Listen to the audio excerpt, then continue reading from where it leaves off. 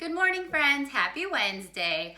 I remember being in class and how much our friends loved using whiteboards to draw their names, their letters, their numbers, their shapes, and all kinds of different pictures.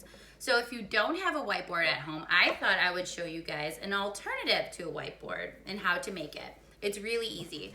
All you're going to need is a picture frame, a piece of white paper, a dry erase marker, and any marker that you choose. Preferably light, so what you're going to do is you could either write your letters or some shapes, numbers, your name on your white piece of paper, and then you're just gonna stick it in your picture frame just like a picture. So you can see all of what you have. And if you don't, you could just put a plain piece of white paper in there just so you can draw any types of pictures that you want. So after you have your picture in there, all we're going to do is take a dry erase marker, any color that you have, and just start writing our letters right on top like we would do with a whiteboard.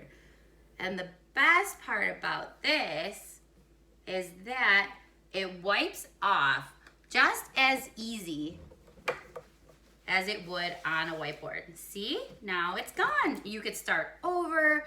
You can trade out your papers to try tracing other things. Draw your name, draw a picture.